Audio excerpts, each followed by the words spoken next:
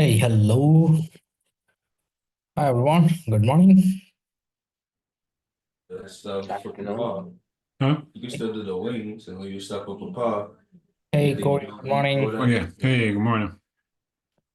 Hey, how's everybody doing today? Hey, Anna. Hey, Kevin. Cool. Hello. Hi.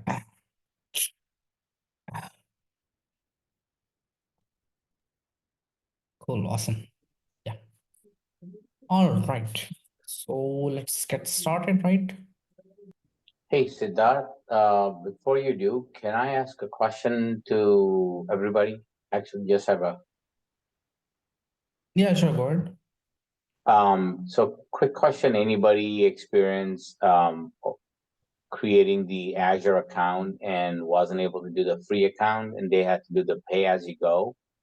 Um, do you know, if you have done that, do you know how much of charges do you have to pay to do the labs? Does anybody know? Hello? Yes. So whether you're paying pay as you go or free trial, you get under the free trial you get 200 credits. And to do the lab so far, it has cost like $1. Oh, okay. So Cool. because So, you're just using the resources for 30 minutes or so, however long it takes you to do the lab, and then you delete everything, you clean everything up. So it just charges you for like an hour, which is very, very cheap. Okay, so it's pretty minimal charges, Yeah. right? Yeah. Okay. Okay, cool. Because that's what's stopping me to do any TIL right now. So, And but I'll every start. time you log in, it tells you how much has been charged. Oh, okay. It does. So, Okay, cool. if for some reason you didn't clean up your resources properly and you see some Yeah. crazy charge, then Right. you know Yes, makes that's sense. what happened. Okay. Okay, thank you very All much. right. Yeah, you're welcome. Appreciate it, Arturo. You're welcome.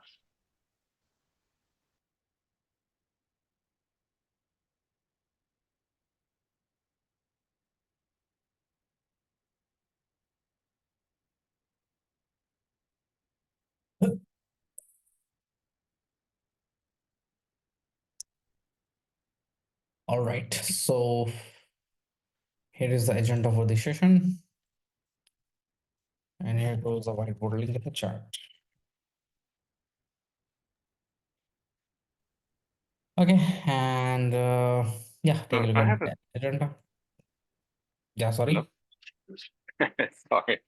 I don't know if you took questions from the last session of concerning the practical, the try it your own.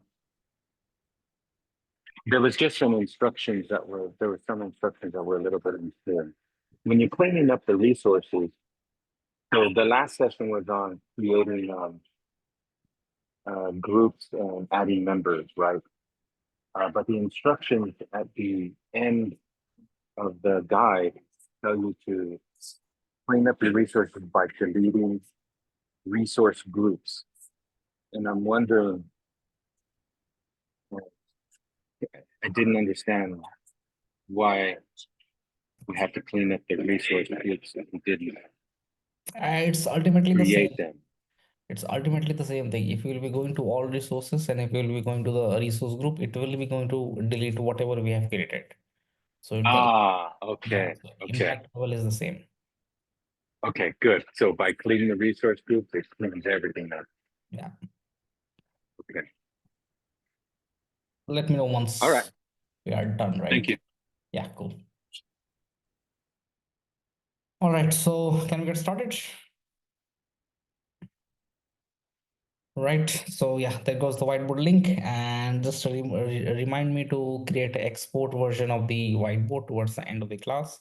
For now, you can follow the link. At the later part of the course, we will be doing that. Okay, cool. So take a look at the agenda. It's all about the load balancers today. We'll be understanding what does exactly the function or the work of a load balancer. We'll be getting on to the algorithms. Load balancer have typically many type of algorithm we will be dealing of, which is Azure is being using, that is called as ALB. We'll be taking a look how it's going to look like. Then point number 3 is the real-time use cases. This is very important because specifically questions do come in the real-time use cases context only. Then I will be showing you how does availability sets playing an important role in the application load balancer or in the context of load balancer. And then we'll be moving forward with the architecture diagram. Please pay attention that this architecture diagram will be helping you in order to design or to rebuild the architecture from scratch or from existing solution also. Okay. Then lastly, after just taking a quick break around 10 minutes or 15 minutes, whatever is possible, we can move forward with the demo. That is creation of load balancer and attaching the VM, then launching up the website, balancing up the load, and many more things.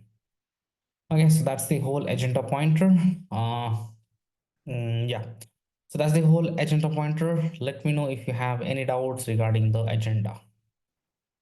Okay, any questions or any specific doubts towards only the agenda pointer? If no, yes, do type in the chat. Very happy to get the thoughts. What say, shall we begin? Fine, cool, comfortable, everyone, right?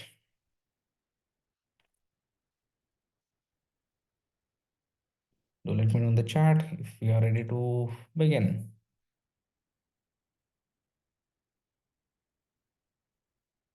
Okay. All right, cool. Now let's get started, okay? Uh, yeah. Now, see, what is the fact of load balancer here? Yeah, so, okay, let us start from very scratch, okay? How many of you know about load balancer, or how many of you are new to the concept of load balancer, or let me know whatever you know about the baseline of the load balancers. Any idea on the load balancers? Please feel free to type in the chat or feel free to unmute yourself and then you can go ahead. Anything on the load balancer? Just a quick question, what say? Go ahead. I am new to it, okay? Well, Senthil, this is what welcome. Yeah, Martin, sorry. this is what I think my understanding is that it helps Mhm. you balance the to your application in case there is a traffic to it or during peak There we go. times. There we go, there we go, there we go, right? And please pay attention. Obviously, it is going to balance, but what is specifically going to balance is the load. Okay, load, what we here consider it is the traffic. Okay, traffic means it can be the continuously hitting up the particular compute engine or to the continuously hitting up the port, the firewall rules, whatever. Okay. Now, Charlie, Tako, I am present. I don't have any questions. Yeah, that's fine. You don't need to write it in the chat if you're present. Okay, so yeah, that's the balance which we'll be doing in the context of load, which is nothing but the traffic. Okay. Now, please pay attention. What is the specific architecture or how load balancer actually works? Okay, see, there is one concept called as parent-child. It is also called as master-slave concept. Okay. Now, this is the most common, okay, most common technique in order to balance the load. Please pay attention. I'm not talking only in the context of traffic. Okay. Give me some time. Okay. It will be making much more sense. Take a look. Suppose this is my master. And yes, we haven't discussed what do you mean by master. Okay. And this is my another slave one and a slave two.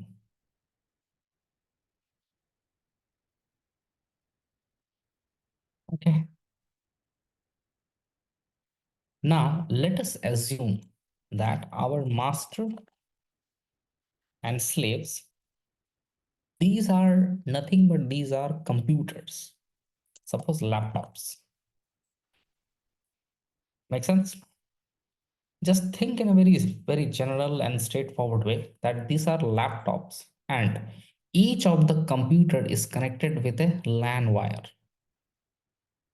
We know LAN wire, right? The Ethernet cable. Okay. So this is LAN wire 1, this is LAN wire 2. Okay. Now tell me one thing. Since these are connected, something like this, master with slave 2 and all, which means I can communicate from master to slave. Yes or no? Pay attention to my word. I can communicate from master to slave. Agree? And vice versa way. I can communicate to slave 1 to master as well. Simple. Similar thing goes to here. Masters to slave 2 and then I can communicate to here. Makes sense? Which means there is a difference between connection,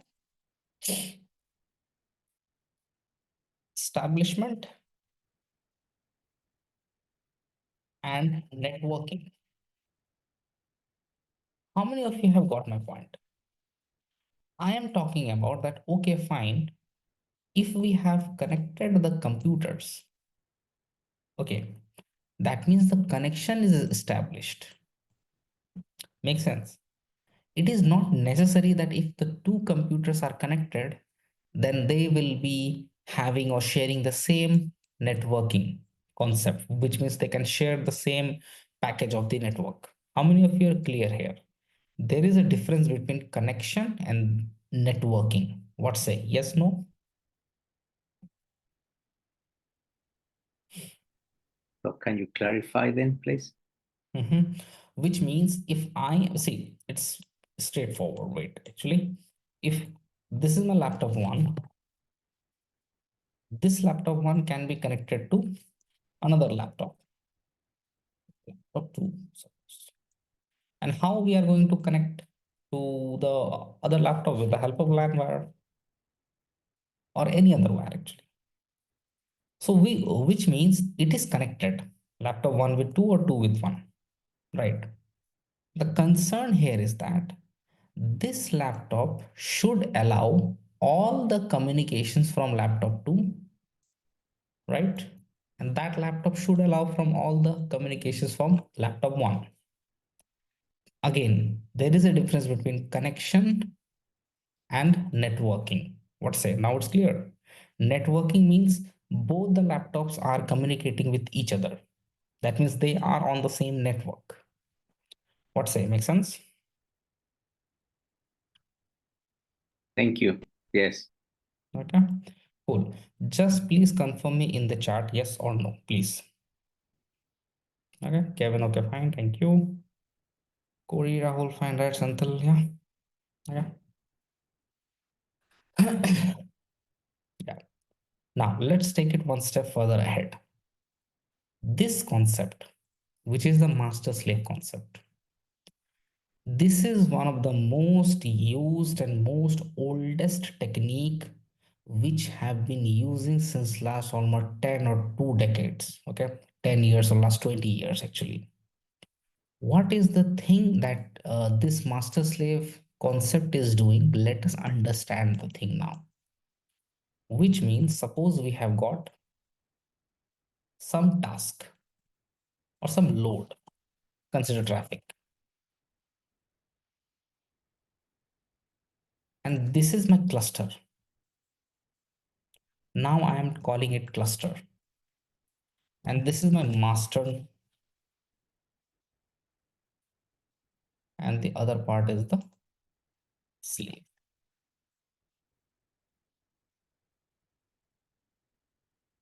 Okay. This load will be going towards the cluster. Okay, this load will be going towards the cluster. It will means this load will be first received by the master. Make sense? If you are still confused, master is nothing, it's all about the head of the family. Simple. This load will be first given to master, and master will be deciding that how much load will be distributed to the slaves. Simple. Consider that my load is of 100 kilogram, and suppose master have decided that okay, I will be putting 90 kilos here and 10 kilos there. Makes sense? What's everyone? Or it can be like this: 50 kilo here and 50 kilo there. 50-50 distribution. Makes sense? What say? Okay. Now tell me, what is the role? What is the role of master? Go ahead. What say everyone? Go ahead. What is the role of master? Isn't it distribution according to the demand? Which means assigning task or load, whatever. Make sense? And what is the role of the slaves? Take the task or take the load and process the requests. Make sense? Process the task or the load or the request, whatever. Okay. Now, the best part is that, please pay attention, the best part is that this master slave architecture is present, which you will be studying in the later part of the classes. It is present in Kubernetes. It is present in Hadoop. It's present in Docker Swarm. It's present on PySpark and on many places.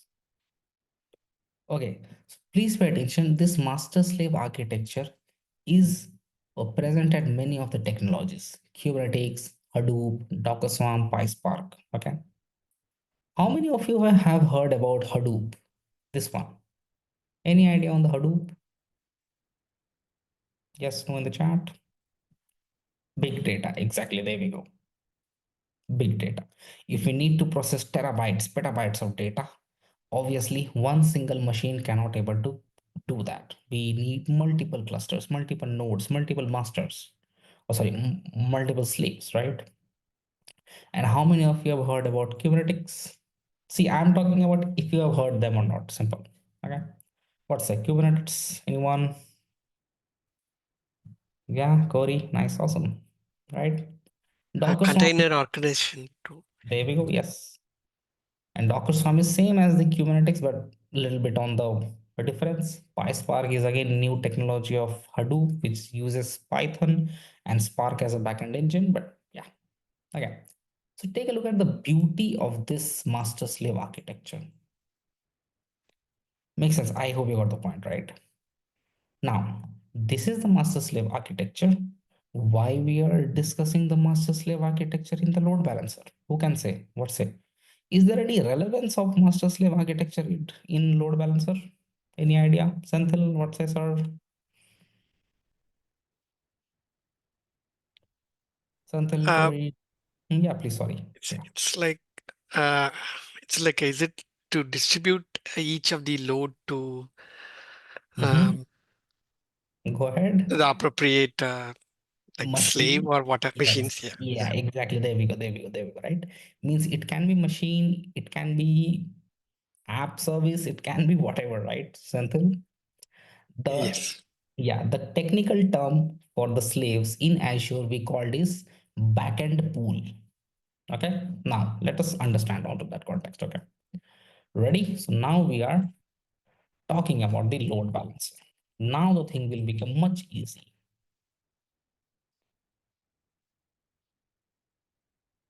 So in the load balancer, how the thing is done? This is my LB. That's my load balancer. Okay, load balancer. Oh, sorry. Will be connected to availability set. Okay. What are availability sets? Availability sets can be VM, can be app service, can be any Azure service. Okay. In this case, let us assume that we are working on VM. Make sense? Availability set will be acting as a group of VM.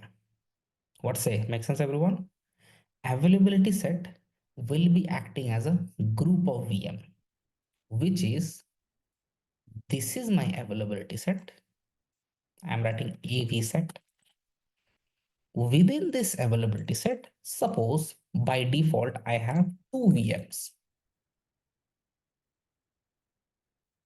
VM1, VM. Makes sense. By default, I'm having two VM.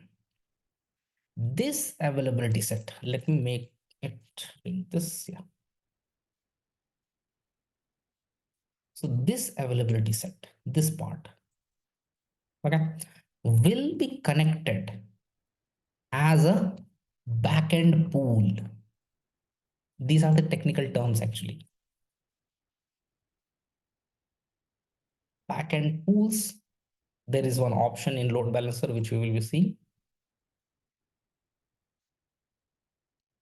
which is this. Let me just make it some small. Second. Yeah.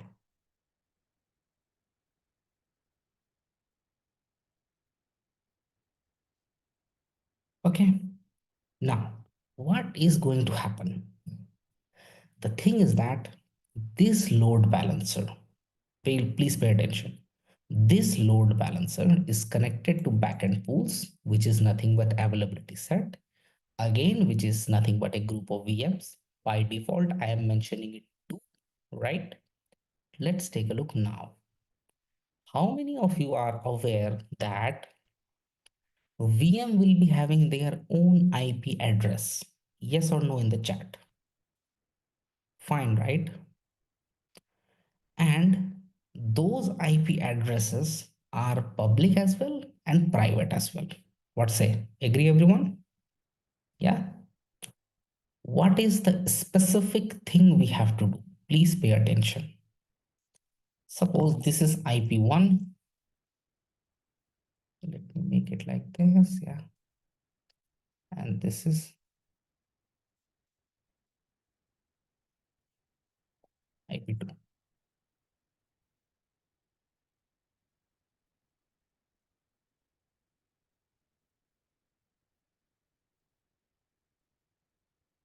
Yeah. Okay.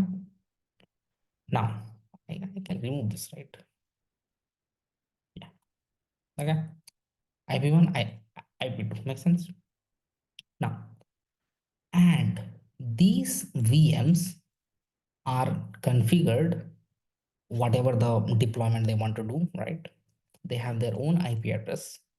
There is a catch here. Do you know what's the catch?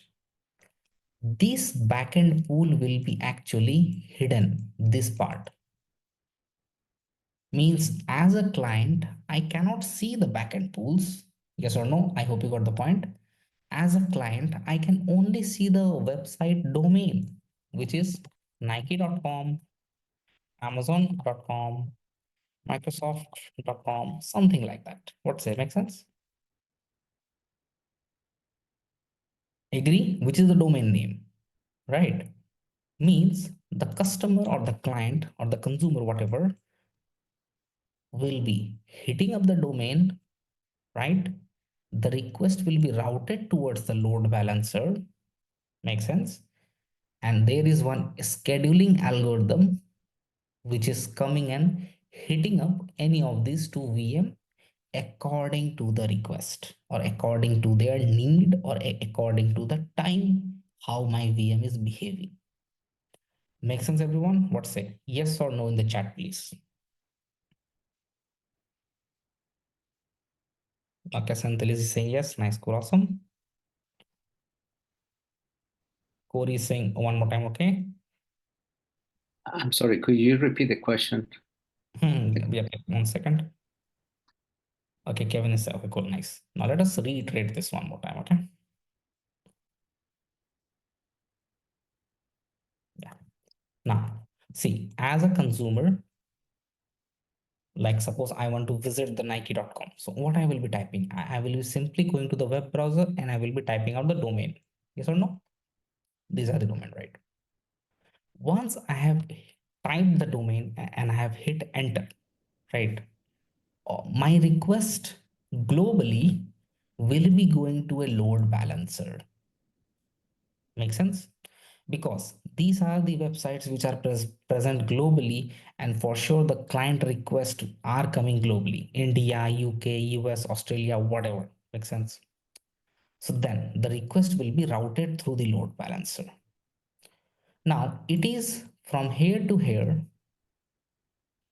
it is the algorithm which is deciding that which VM will be serving the request once the consumer have entered the domain. Make sense, Martin? What say? Yes, thank you. Okay. Yeah. Now, my point here is that what is my specific context which I wanted to highlight is, which means our load balancer also should have an IP address, right? Yes or no? Make sense? Think. Because this IP address is routed or masked onto this domain. Yes or no? Make sense? I am not going to type the IP address of Microsoft. I am going to type Microsoft.com. What say? Makes sense, everyone, right? Mhm. Correct? This is the perfect thing of Azure, which means load balancer have its own IP address, right? Which is nothing but collective of these two IP addresses. Which two? Of my VM. This one. Makes sense. Isn't it awesome? Check it. Take a look at the diagram. IP address of the two machines mapped to one, and then the IP address of the load balancer is mapped to the domain, right? So this is acting as a security layer as well, right? The consumer cannot backtrack the IP address or reverse engineer to the domain, right? We have got the load balancer, we have got the backend pool, we have got the availability set. The consumer will be coming and hitting the domain, which is goes to the IP address with some algorithm, and then any of the VM which is ready at that particular time will be serving up the request. What say? Make sense, everyone? Cool, fine, cool, comfortable, right? Okay. Senthil, any doubts? David, what say? Kevin, fine. Raul, Martin, Anna. We're Is good. AV set same as target group in AWS? There we go. Nice. Yeah. Okay. This is called as target group. Remember the option. Create a target group and add as pending below, right, Senthil? Yes. Right. So yeah, it is the same as the AWS target group. Okay. Cool. Now, can I go forward with the real-time use case? What exactly the load balancer is helping us to do, right? Fine, cool, comfortable, right? Any questions, any doubts to be asked in this diagram? Yes, no in the chat. Then we can move forward with the case study. Okay.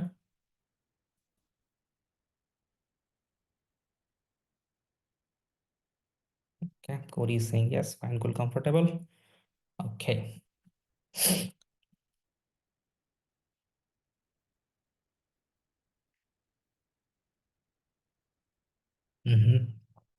Cool.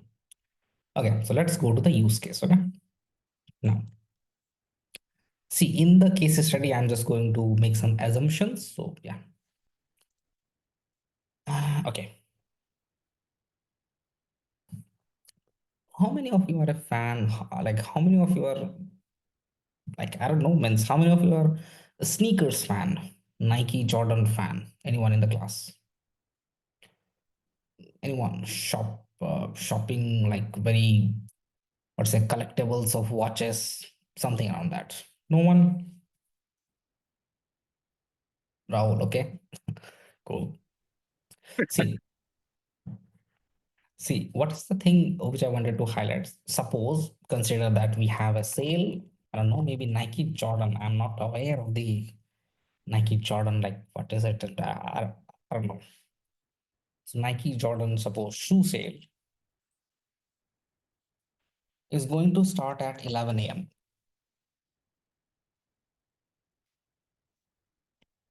Okay. In the Nike.com webpage. Make sense? Now, yeah, now please pay attention that let us go to the requirements. So Nike.com is going to face a huge surge in traffic spike.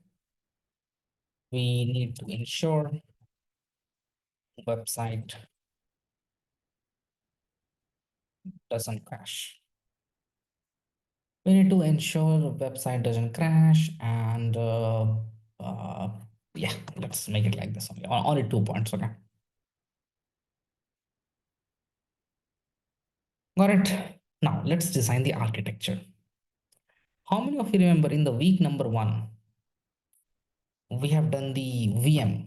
Yes or no? What was the exercise we have done in week number 1? VM, right? We have created a VM, right?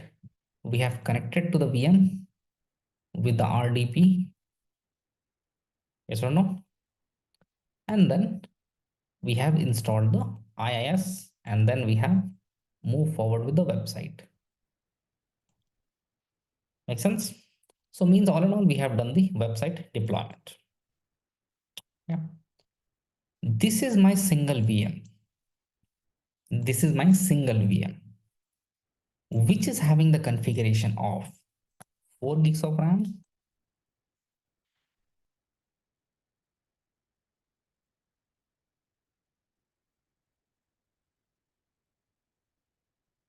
512 GB of SSD, 2 vCPU, 1 GPU.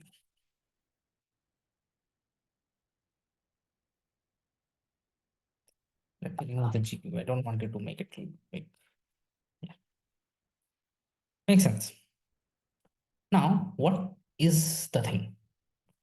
This is a VM. It has got the IP address, right? And this IP address is marks to a domain.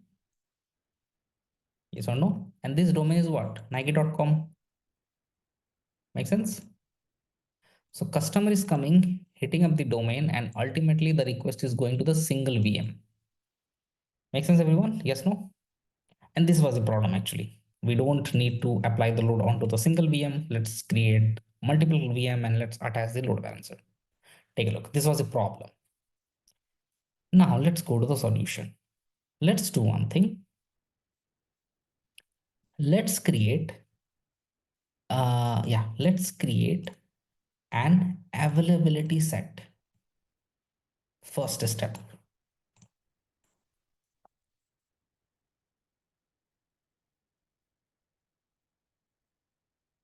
Okay. Which means in the availability set, I hope you got the point. In the, yeah, Corey, go ahead. Is this availability set the same thing as the subnet groups in those examples we were looking at? No. It's the same thing as target group. Okay, okay. Yeah. Yeah. So let's create an availability set. Okay. Now, in the availability set, can't we do something like this? That, okay, before that, this is the load balancer. We have created the load balancer. And this availability set is now attached to the load balancer, which means now the diagram is going to look something like this. The client hitting up the load balancer, or many requests coming and hitting the load balancer, and every request is coming and hitting this particular VM. Makes sense? Let's improvise it more. Can't I make it something like this? In the availability set, let's write some conditions. Makes sense? Condition means, first condition, if CPU utilization is more than 80%, create 2 more replicas. What say? Make sense?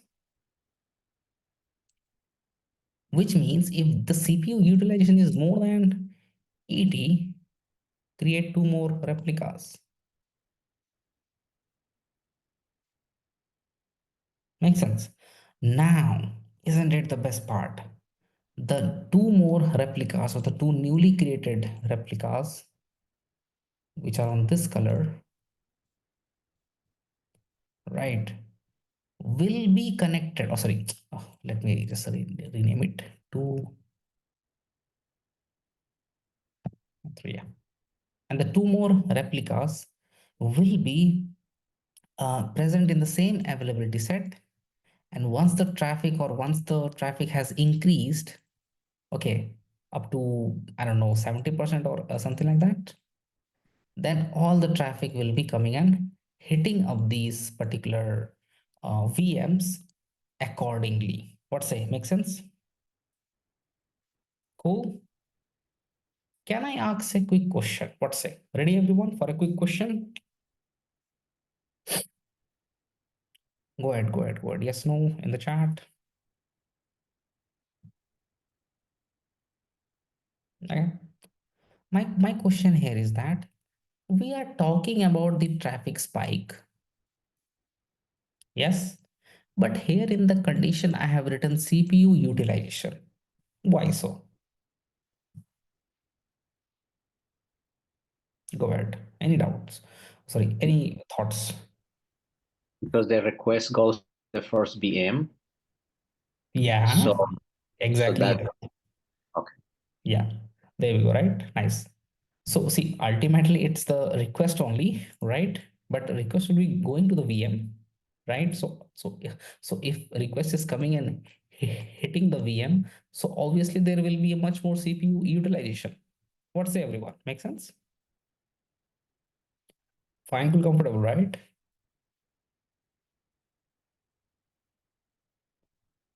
Okay, cool.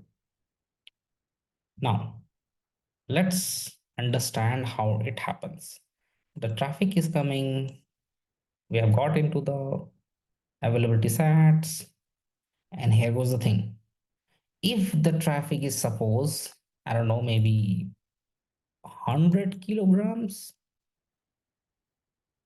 how this 100 kilograms will be going to distributed in each of the VMs? Any thoughts, please?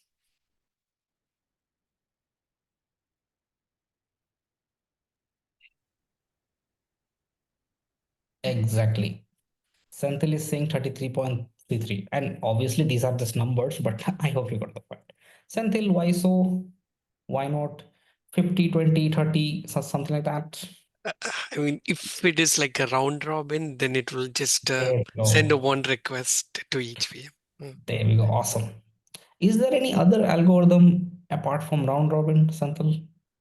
Like source IP based Ah, or I think that's about a hash. yes. Uh, MRU, LRU, most recently used, least recently used, weighted yeah. round robin, right? Yes. Yeah. Okay, cool. Now let's understand the concept. Please pay attention. Every VM is having the same configuration. That's the first point. Yes or no, everyone? Make sense? Which means every VM is having the same infrastructural configuration. Don't we need ASG? ASG is not in the context of Azure, it's done within the AV set. Okay, so every VM is having the same configuration on the infrastructural side, which means this particular load will be uniformly distributed.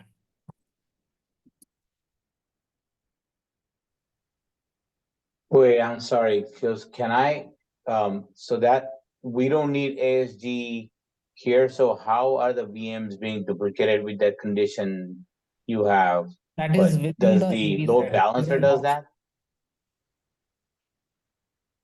There is an option in the AV set. It's written here. Okay, so if you will be creating the AV set, this option will be coming. In AWS, there is one specific configuration for the ASG. In Azure, we don't have that. Oh, okay, so that's what I was confused about. Thank you. Right, so since the infrastructural view of the VM are the same, that's the main reason it will be uniformly distributed. Let's now talk about the algorithms. Consider that we have got 3 VMs.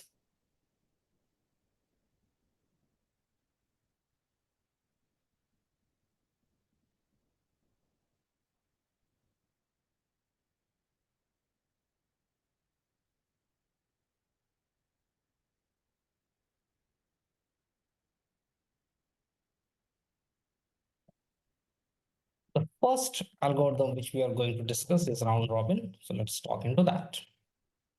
Round robin algorithm says it will be one at a time. Connection will be coming here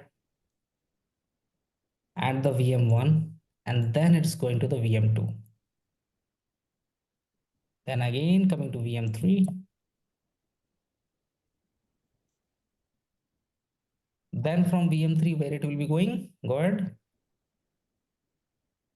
Santhal, what say?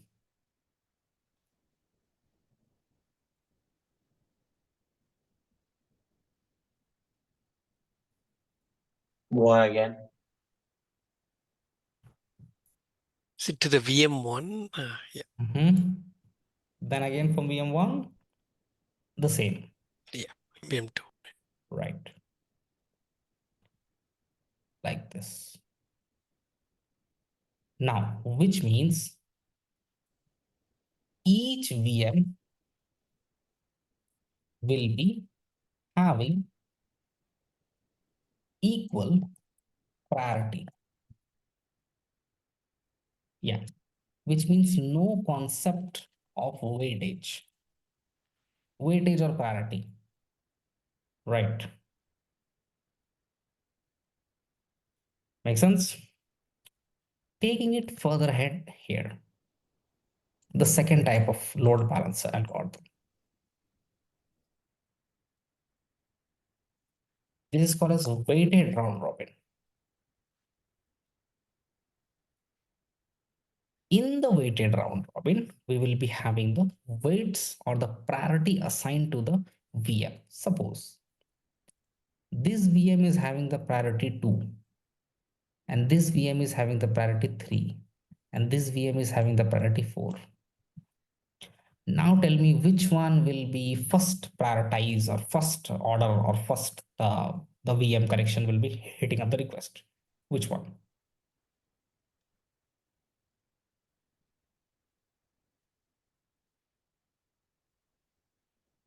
Higher the number, higher the priority, or lower the number, lower the priority?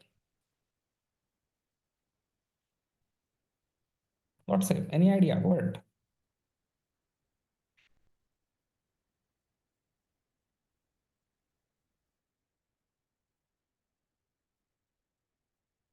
What is the question? Yeah, we were discussing about the weighted round robin. In the weighted round robin, we will be having the priorities assigned to each of the VMs or the weights assigned to each of the VMs. My question is that if I have assigned the weight 2, 3, and 4 respectively to VM1, VM2, and 3, which VM will be hitting the first? Higher priority or lower number, lower the priority?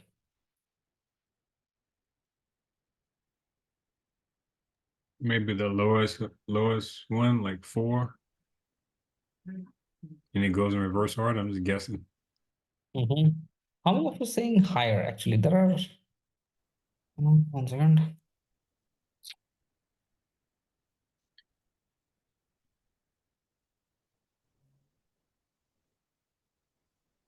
Searching one diagram, but I'm not getting the weighted round robin. Okay, that's fine. I will be showing you afterwards. But there was one beautiful diagram. Okay, but yeah, give that. So yeah, now let's talk about this. So it's always higher. Yeah, exactly, Rahul. Exactly, something. So higher priority.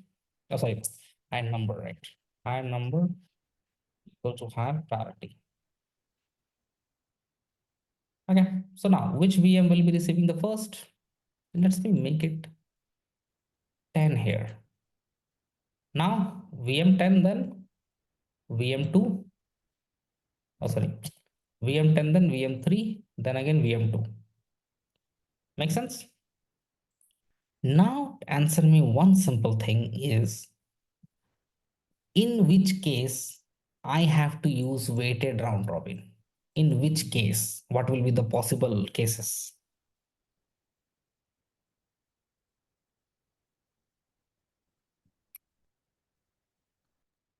I'm sorry, I'm Could not. be the configuration of the VMs and Okay, what so they yes. can handle. There we go. So, sorry, Martin, you were saying something, right? Sorry. Yes, I'm not understanding the concept of weighted round robin. Okay. See, one thing, let's make it clear that, see, in this particular diagram, we were having the same infrastructure of the VMs, right, Martin? Simple. The Okay. point is that if every VM is having the same infrastructure, then it is uniformly distributed, the traffic, whatever, 1, 2, 3, 3 to 1, or something like that. Okay. But Without taking into account the algorithm. okay, uniform distribution means only round robin algorithm. Okay. All right. Thank you. Okay. Yeah, it was write it as well. Okay. Yeah. Now, suppose if one of the VM is having higher configuration, In that case, we will be using the weighted round robin, right? What say everyone? Make sense? Santhal, Rahul, everyone, Martin, right? Anna, Yeah. right? And obviously, this VM is having the highest weight, which means this VM is having the, what say, more or maximum infrastructure than the other two in the cluster. Simple, right? Now moving to the third one. MRU, LRU. MRU, LRU were the oldest technique, but yet useful if you will be working in the future in the parallel or high performance computing, which is nowadays called as quantum computing or the HPA as well. Okay, NVIDIA is currently working on to those things, multi-threading concepts. But yeah, MRU, LRU are specifically the baseline of the quantum tech. Okay, let's try to understand. Let me write the thing here. Okay? MRU means most recently used. LRU means least recently used. Which means if my last VM was this one, oh sorry, my most recently used is VM1, which means this VM is now will be given the less priority and it will be coming in the later part of the queue. If this is the most recently used, then it will be starting from 1, 2, then the 3. Makes sense? Most recently used. If it is LRU, it will be just the opposite. Make sense? MRU and LRU is specifically used when processing multiple requests on a single timestamp. It's like a parallel computing actually on the GPUs. Okay, Bitcoin SHA algorithm use the MRU and LRU, the hashing, which Senthil already said, but yeah, we are not going on to that thing, but I hope you got the point. Okay, these are the three algorithms. By default, it's always the round robin. It depends on your use case. You can tweak the algorithms. You can write your own algorithms as well. Okay, you can write your own algorithms as well. There are a lot of research papers available. Feel free to read about the white papers. Feel free to write your own Python script or Bash language. Compile it, run it, deploy it. Take a look at the load balancer thing. Okay, makes sense? Just take a note. Okay. Any questions to be asked till now? Yeah, so with these three, what would be the case study use case analysis for a company to use which one based on what criteria? Okay. So see, obviously, if we will be dealing with the application, okay, which is serving the front end, most of the cases we will be using the round robin route. Okay. If we are using upon the booking slots, flight tickets, or like some events, okay, then weighted round robin will be the perfect match. Make sense? If we are doing the batch process of multiple slots of data or big data processing, then these two will be the best. These two in a broader context route. Okay, just to elaborate on the weighted round robin. So let's say you're doing airplane tickets. What is the benefit of using weighted instead of the just a round robin for the airline? Yeah. See, it happens on one thing that, see, suppose there is an event in a particular region, okay? And it happens, see, what can I call it? Like it is the contextual information that whosoever residing around this particular region, okay, within like 200 miles or something around that, they will be hitting the same particular ticket on to go to this particular destination.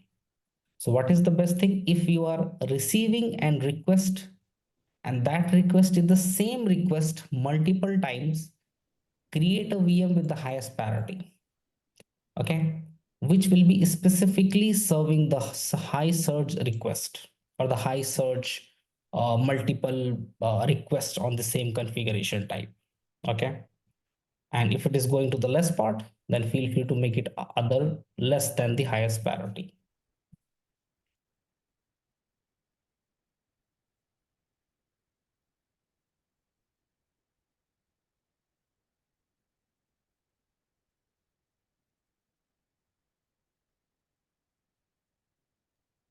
Okay, so is there cost savings behind all this using, because the airline could use the round robin also, right? Because, or is there, any other No, see, reason? round robin is always the uniform.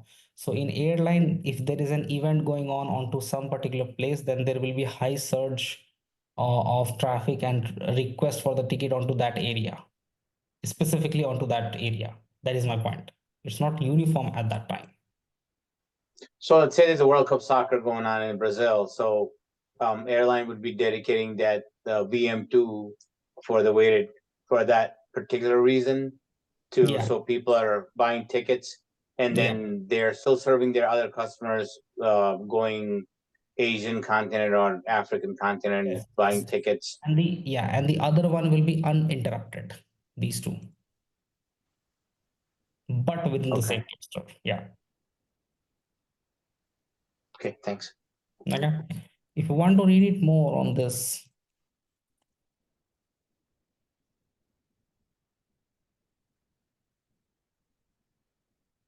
this one. There was one cricket match going on. I'm not a big fan of cricket. What specifically happened is this one actually. This is one of the platforms which available in India, which streams the live cricket match. And what happened?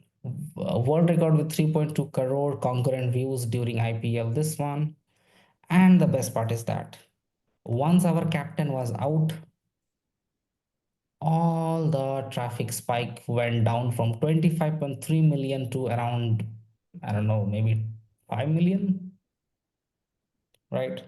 So please pay attention. In a lot of time, it will be not only the math, it will be not only the, what say, the theoretical paper thing, it will be more over of the contextual thing. Like once the captain is out, we will be not be watching the batting. Simple. Make sense? How many of you are clear? This is an interesting article. You should read about this.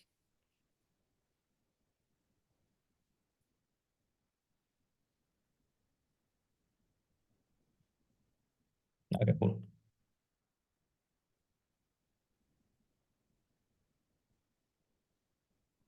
Okay, cool. Now, shall we take a break? Let's take a break and let's be back, okay? 10-minute break. Yep, Be- I'm running out of Before time. before you break, can I ask a question? Yeah, sure, Corey. All right, can you put that last screen you just had up with the different This all one? right. Yeah. Can those, like let's say in the weighted round robin, can that be auto adjusted? Let's say if you are doing plane tickets and it's the Olympics. So let's say the VM that you have 10 next to, they set up that VM to near France. So wherever the Olympics happen to be for that year. They set it up to handle the bulk of the Oh, load. yeah. You are talking And about the customization factor, right? yeah, Yeah. is there something that can auto adjust if Yep. say people started flying to Denmark and they had a Mm. surge there? 1 second. There's one thing which I wanted to show you. That's a good point. 1 second. See, these things are possible in the context of Azure ARM templates, the customization which you're talking about. Okay. I just need to show you. Yeah. No, not this one. This is all of the quick start templates in which you can take a look, Corey. Okay. These templates are the customizations which you all over what you can do in the context of VM, sorry, compute. Yes, there we go. We have got the internal load balancer and many other things. Okay, so this is the script. You can open up the script, do whatever the customization you want, and then spin up the VM. Simple. And the deployment time is very less. Okay. Okay, so there will be obviously no downtime from the client side as well.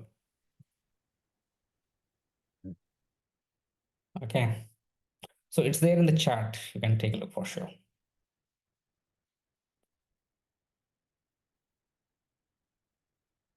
Okay, cool. Can we go for the break? What's everyone?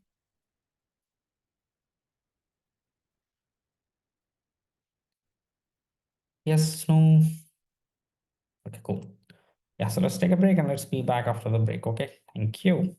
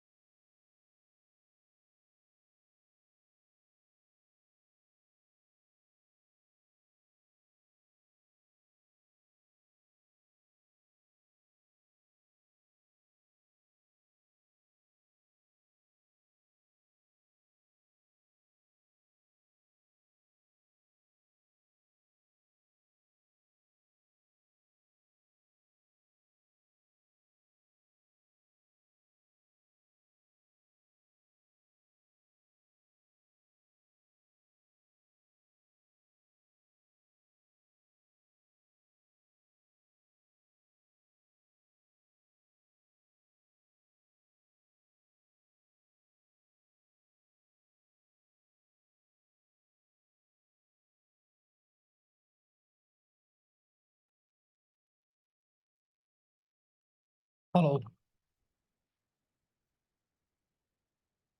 Hey everyone, are you back? Yes, sir. Yes, sir. How are you? Hey. Oh, How was your break? come on. Break was 10 minutes of free life. Yeah.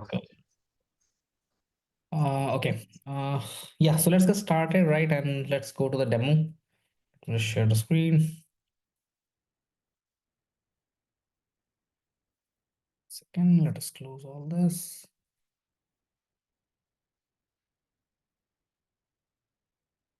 Cool.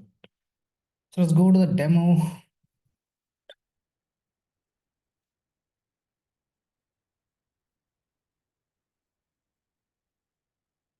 Then Azure.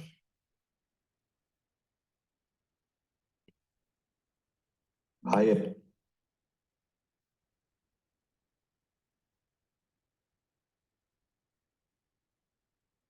Okay, cool. Now this is the Azure portal, right? And let me just write the steps for the lab demo. What we will be doing is step one, create VM. Sorry, create AV sets, right? And create a VM with VNet 1. Yes, and in the AV set, and create the same VM2 within the same VNet, but there will be different VMs. Okay. Once we are done with this,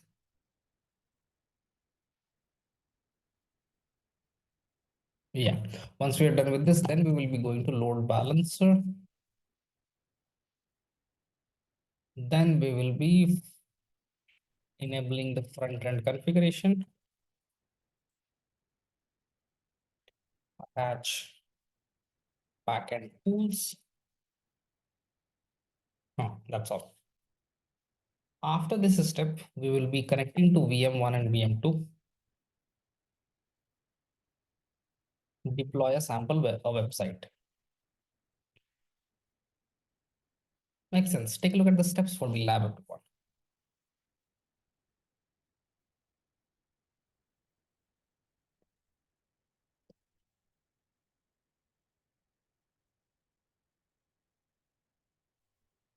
Okay. What is the thing? It's here. It's all about the diagram actually. How many of you remember this diagram?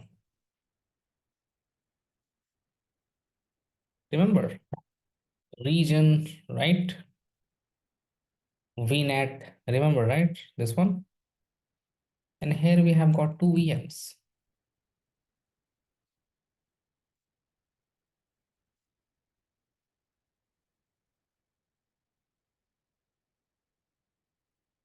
Got it. Please pay attention. The VM and the load balancer will be under the same VNet. That is what we are doing here. VM1 is in VNet 1. VM2 is also in VNet 1. And load balancer is regionally present on this particular VNet. VNet means virtual network is the same as VPC. All right, makes sense? Okay. Then these two VM will be attached as a backend pool in the load balancer. Make sense, everyone?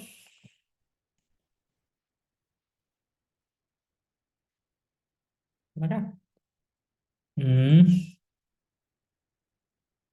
VM1, VM2 attached to the LB. Yeah, that's all. Okay. Now let's start the lab. Okay.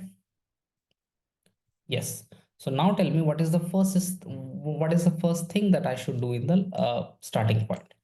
the AV, right? The availability set. So let's search for that. Availability set. Make sense? So this is the availability set. Now let's create one.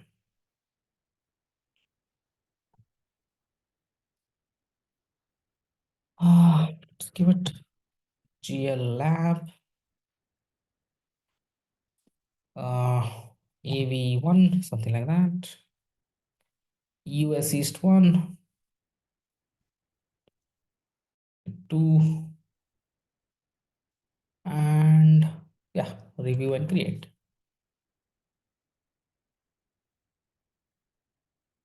Okay. So now tell me in which region we have created the availability set. East US. Make sense? Yes or no? Okay. Which means my VM should be also in the East US. Yes or no? Make sense, right, everyone? Okay. Yes, in the chat, please. Or let's see East US. Okay. Now I will be going back to the home page of Azure, and now I will be going to the VM. Now, what's the thing? I will be going to create a VM, and this VM is my first VM. So VM1, choosing the same security, resource group, VM1, East US, availability options. I will be selecting here availability sets.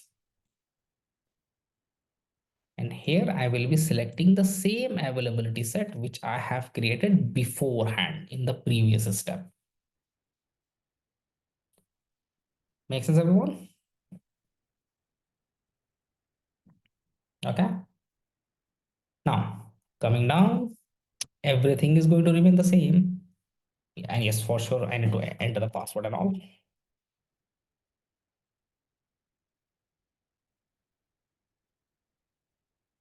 And I will be enabling the port number 80. Why I have enabled the port number 80? Anyone?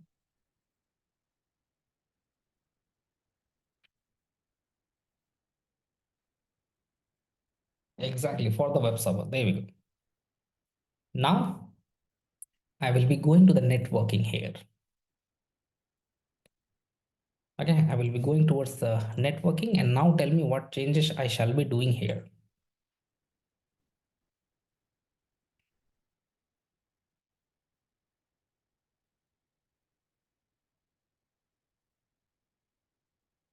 Go ahead.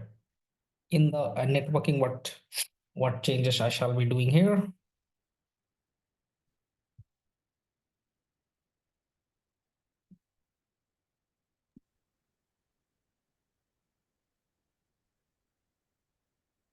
Where is my Created two VMs in the network.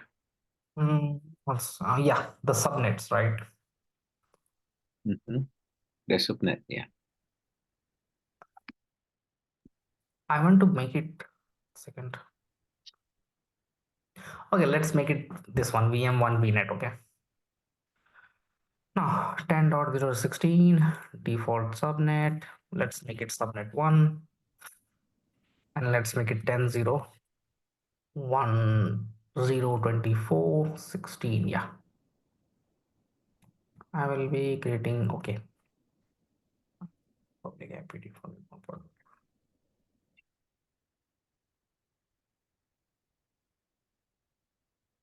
Okay, makes sense. Yeah, done, right? Okay, just make sure that the virtual network name is this VM1 VNet. Okay, now once I have created this VM, okay, I will be going to create one more VM, but on the same network.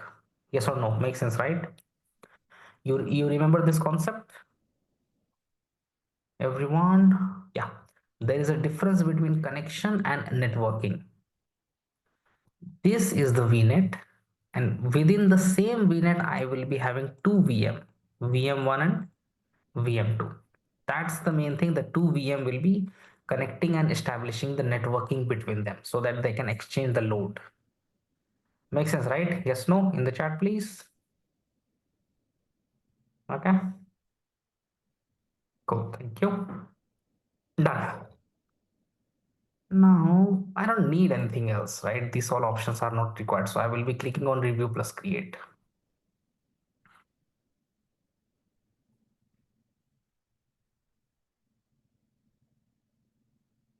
What is this?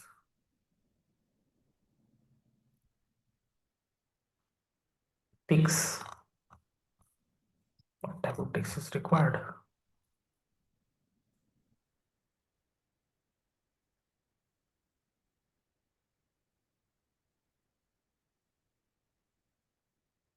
Why it's saying ticks required? I haven't done anything on ticks, really by default. Okay, wait, we'll just do it one more time.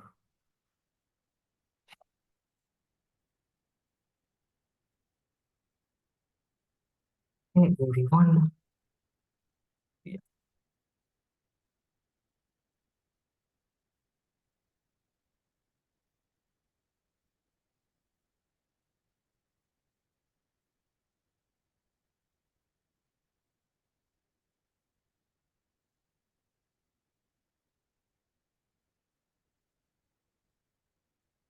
VM1,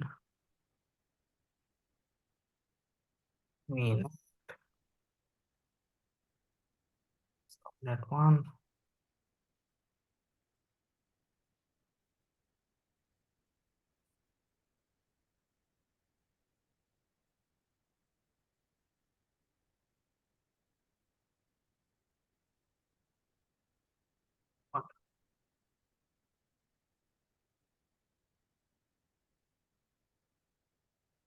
why it's saying and ticks.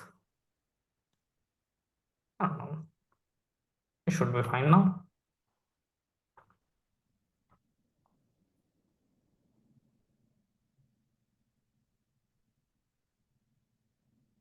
What ticks it's required? What is the VM size?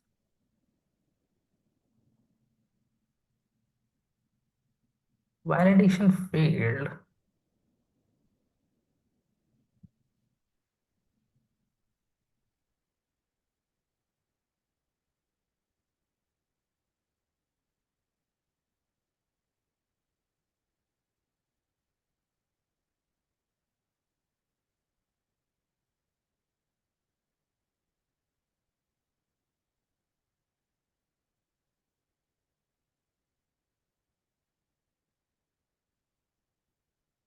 Which information is missing? I'm not able to. What's the information?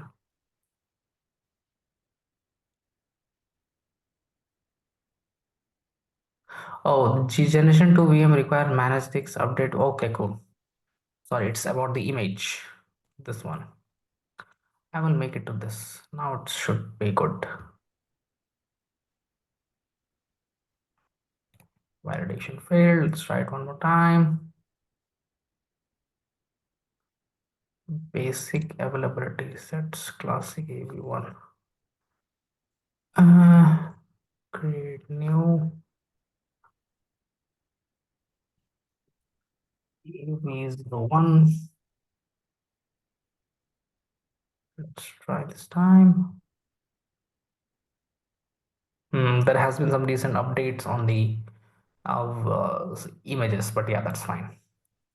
Let us recheck 16.24.01. Okay, review and create.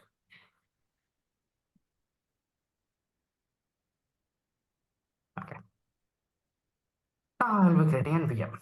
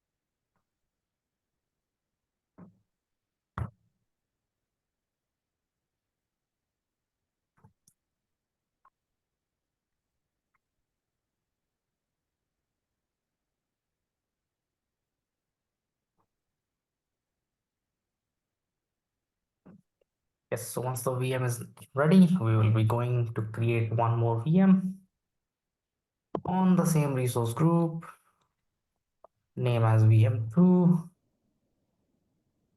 availability sat, AV01. I guess everything can remain the same, right?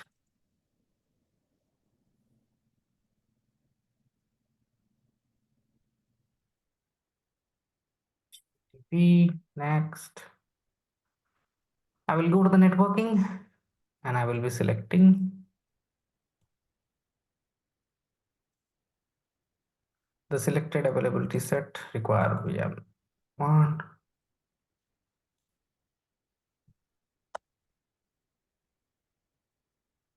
One second, VM2.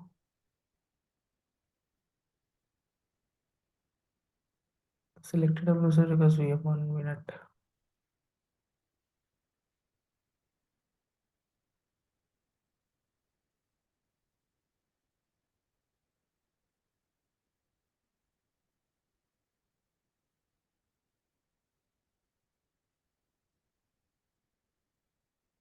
Okay, but why the drop down is not coming here?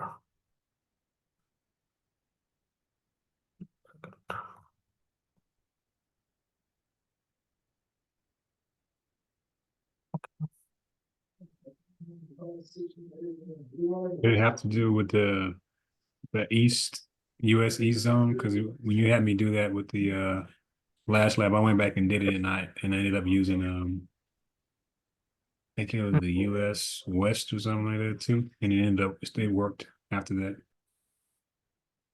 Okay, wait. Oh, let me check.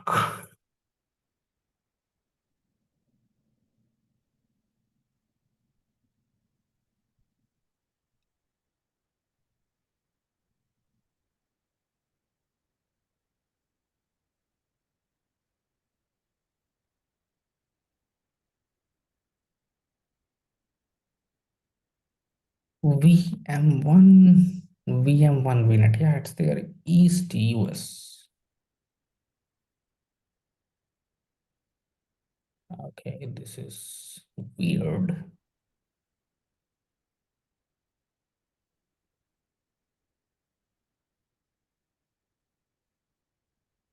East US.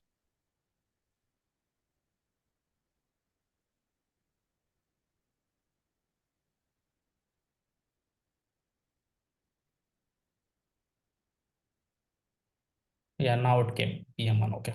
I think maybe it's some refresh or something, but yeah. Okay.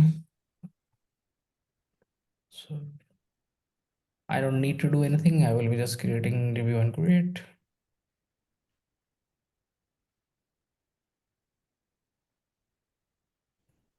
And I will be clicking on create.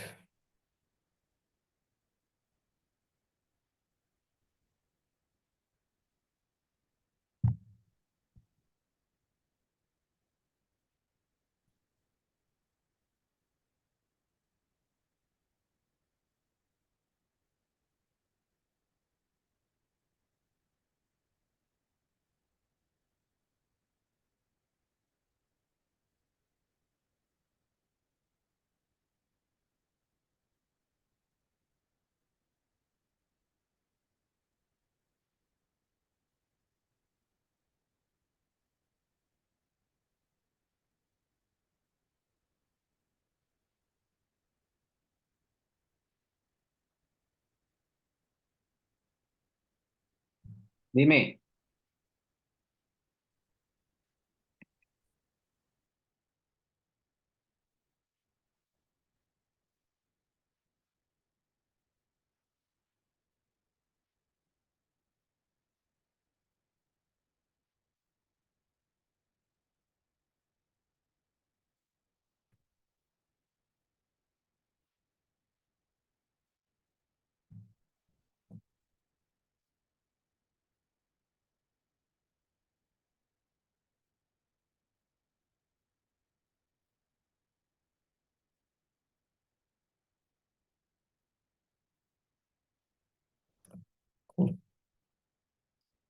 VM2 is also deployed.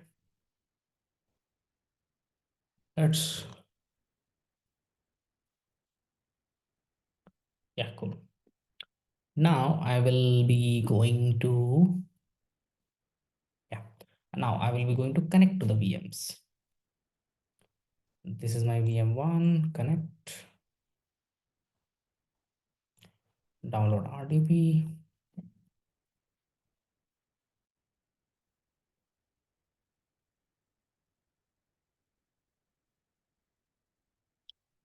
Password, and it should be connected.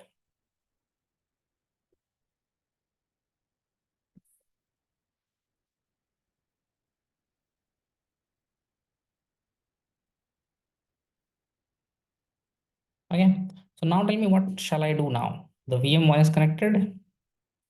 What shall I do now? Go ahead.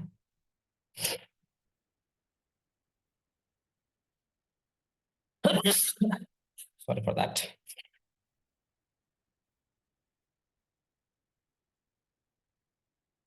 Go ahead.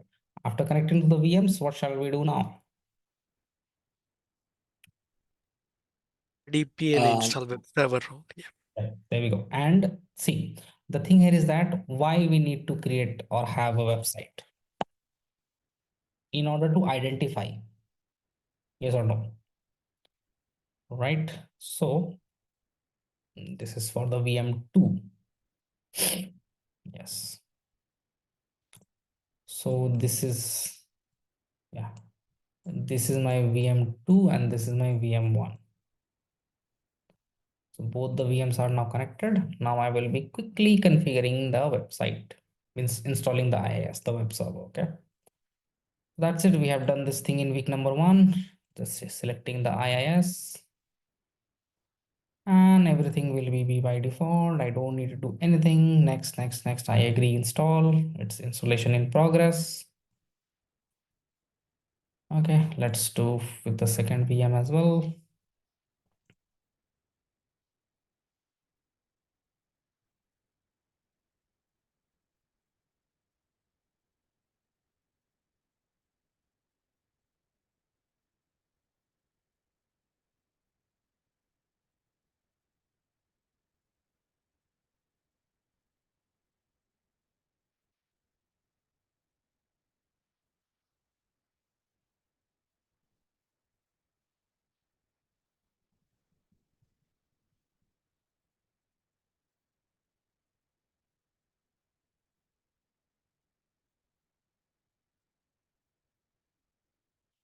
Wait for it to get done.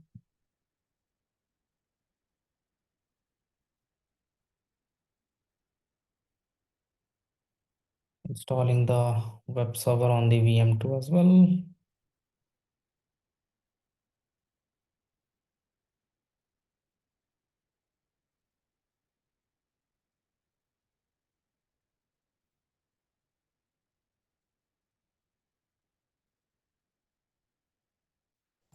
Yeah, installation succeeded. So in VM1, I am going to inetpub www.root and let us do the main thing. I am going to write here, this is the response from VM1.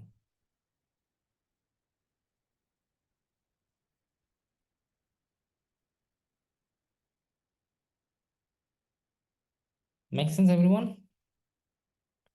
Right? So in the page I have written this one. So I'm just going to save it. And now I'm going to close it. Okay. So whenever the connection is going to VM1, that thing will be written in the default page. Yes or no? How many of you have got my point? Okay. I will be doing the same thing in VM2 as well. Makes sense? But in VM2, I will be writing, this is the response for VM2. Okay.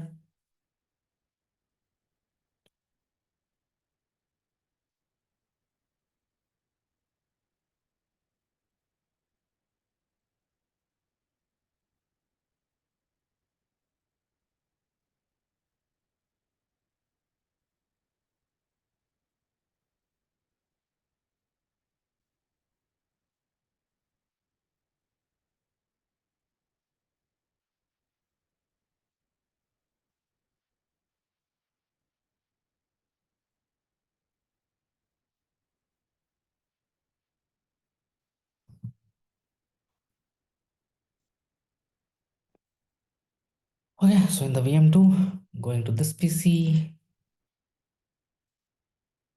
inetpub www root, and there we go. A response from VM2.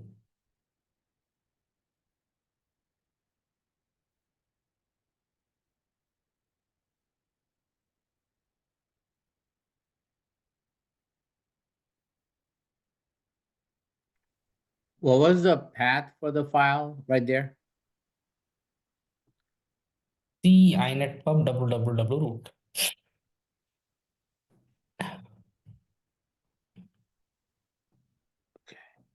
We'll close this, and yeah, and yes, obviously we need to just check this if these things are working or not. So obviously we'll be going to the public IP, copy the public IP, paste it of the VM1. So it's coming. This is the response from VM1.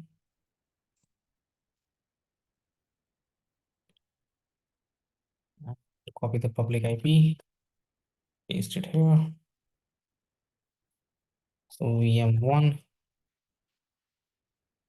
and this is VM2. So take a look in the chat, everyone. The VM1 public IP and the VM2. Okay. So you can see the difference between the responses, right? Okay, it's just a minute one. I just wanted to show you the difference. Okay, done. Now tell me what is the next step according to the steps of the lab which we have discussed. This is done, this is done, this is done, this is done. Now what? Load balancer, which means attach the load balancer the backend and configure the front end IP. What say? Make sense, everyone? Yes, no in the chat. This is the last step, by the way. Okay, cool. So let's quickly go on to that. Go to the Azure, go to load balancers, create load balancer, give it to the same resource group, GL lab, public, regional, and here is the frontend IP. So just you can make it a name.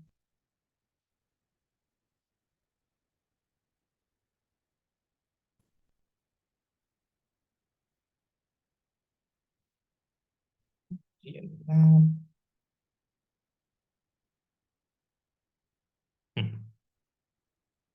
For it, take a look at this one. This was the thing which I was talking about. Backend pools. I will be clicking on this, add a backend pool, VM, and take a look. The VNet and everything which is there on the virtual network, it's there. See, on the same virtual network. Makes sense, everyone? This is the reason why we have put everything on the same virtual network, because one load balancer will be attached to only one virtual network. Yeah, Kevin got it right. Corey, Senthil, got it, everyone. Arturo, David, everyone, Martin, Anna, right? Actually, creating a load balancer is easy on backend pool side, but creation of the VM and those things will be taking some time. So yeah, it's simple and easy, but it's a little bit on the lengthy side. Okay, so that's all. I have attached the VM1 and VM2 as a backend. I will save it. And do I need to add an inbound rule? Uh,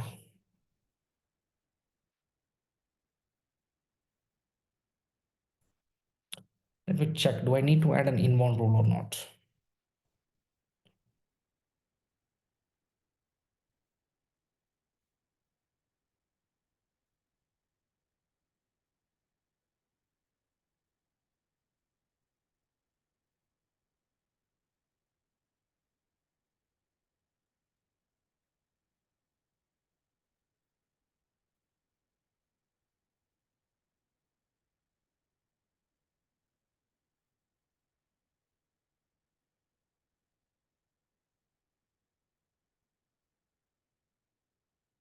Let's click on review and create.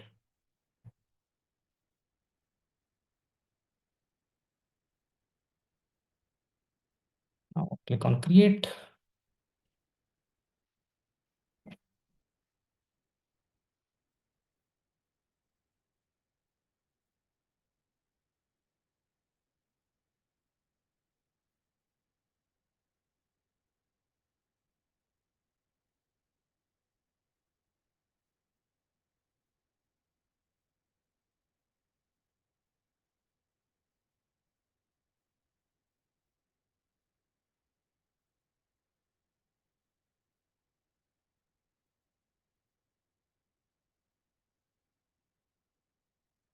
Go to resource. Let's add GLL lab, front-end IP, back-end IP, port number 80, port 80, health probe, save,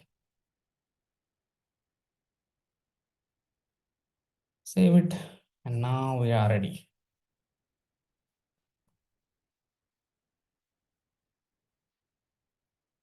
Go to the overview, refresh.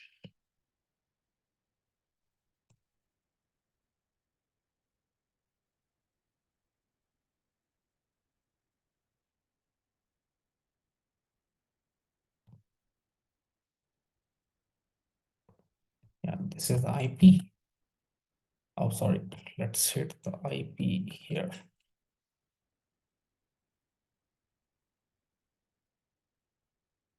Yep, take a look in the chart. This is the load balancer IP.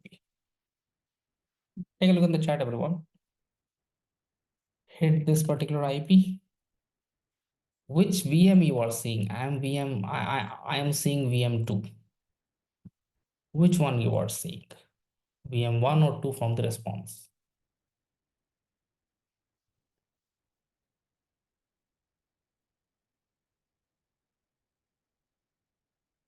Okay, you are seeing VM1. Okay. Martin, okay, cool. Okay, can you try it on your phone? On your phone? See, I am seeing VM2, but let's refresh it multiple times. Try it on your phone, everyone. I did refresh. I'm still seeing VM1, by the way. That's what I told. Try it on your phone or in your browser. It may be coming under randomly. Yeah, okay. I tried in Internet Explorer and got VM2, and I tried in Chrome and got VM1. Yeah, so changing the browser do change the response. Can you see I have tried it in the Safari and it's VM1, but I have tried it in the Chrome, it's VM2. Yeah, now it's 1, okay. So that's the thing, right? So if you will keep on refreshing, trying on your phone, some other devices, it should be refreshing and it's totally on the random one. Arthur is saying VM1 on mobile phone. Yeah, exactly. Cool. So see, my point here is that I hope you now got the point why we have written this response from VM1 or a response from VM2. Makes sense, right? Because in order to differentiate between these things, from which VM we are getting up the response. Okay, cool. How many of you are fine, cool, comfortable with all the concepts? Do let me know. What say? How was the lab, everyone? Is the lab is making some sense here? Hey, Siddharth, so just going back to your whiteboard, when we did the 3 types, the round robin, and then the weighted, which one did we just do? Did we do the round robin now? Always the default round robin. Okay. Score So is if we want to do weighted for the example you just established, how would you go about changing the weights on the VM1 and 2? Changing the load balancer rule. It's Okay, here. so we're not doing anything on a VM. We have to do it on a load balancer itself. That will be done on the next type of sessions, not now. It's all about the introduction of the load balancers today. Okay. Makes sense, but a bit of work on it. Somewhat I need to practice. Yes. Because see, to be honest, there are a lot of components. How many of you agree with me in the, let me stop the screen share. In this particular lab, there are a lot of components, right? Yeah. I got a bit lost when you tried to fix the problem you were having. Yes, Martin. Yeah. So again, we encountered some of the problem in real time as well, Martin, right? But yeah, anyway, so please, that's all from my side. Let me know if you have any questions, and then we can call it a day and you can start the day, right? We can call it a session. What say everyone? Make sense? Yeah. So I have a question. Yeah, please go ahead. Yeah, I'm kind of asking, perhaps you have like multiple VMs Mm-hmm. that you want to create. Mm-hmm. So is this the only way that you can do it, like going back and forth to configure them? No. Yes. Okay. Yeah, actually, this is a very good question. See, how many of you have seen that we have created two VMs in this example and we need to configure the same thing twice? Agree? What's everyone? Means on the two VMs. That means the same step, right? Go to Yeah. the install the IIS, go to that and go to this. Please pay attention. This is where the DevOps part comes in. That is the automation scripts, right? Remember, I shared the link before the break, the ARM template. Okay. So for that means for your specific tasks, I will be writing a script and that script will be automating the manual task. Simple on number of VMs. Got it? Yeah, that's exactly what I wanted to ask. Is there any way that we can use Terraform to do that? Or is this Exactly. just the major step, the major way to go about it? So No, that's a very good question actually. And yes, to be honest, see, I hope you got the point, right? In the real time industry, we don't have time to spin up each of the VMs, right? We have like many VMs are running at one point of time. How many of you agree with me? In the production environment, we can have 500 VMs. What say everyone? Right?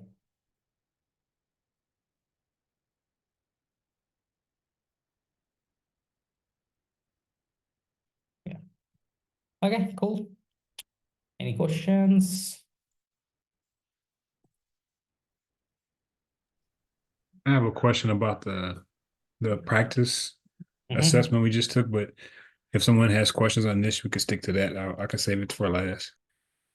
No, practice go like see if you like just 2 days back, some participant have asked me about the grading system. To be honest, I'm not the right person because I don't have any idea what is being done in the assignment and what is being in the practice sets. Oh, Means, okay. yeah. It's not about the grading. It was just that and I guess I could ask, but Yeah, sure. one of the questions was about B2B and B2C on Mhm. Active Directory, and they're asking what does B2C allow, and I think the answer that they accepted was it allows you to handle internal and external users, but in the notes it says just the opposite. So I just was curious, but if you don't handle that, then yeah, just we can skip that. I'm not again the sorry, Yeah, no, that's all right. cool. But yeah, that's all from my side. The PDF is already there in the OneDrive. It's again in the chat. And that's all from my side. Thanks for joining the session. Enjoy the weekend and enjoy the day. Thank you. Bye. Bye. Thank you. Bye Thank you, all. Ray. Thank Thanks. Bye bye.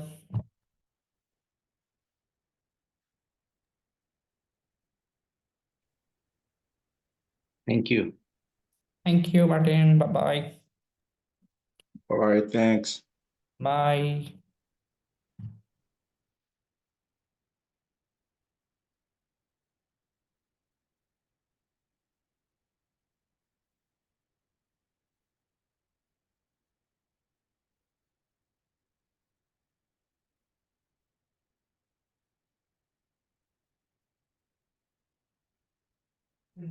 Thank you. Thank you, Corey. Bye bye. Enjoy the day. Bye-bye. Thank you. Hey, bye, David.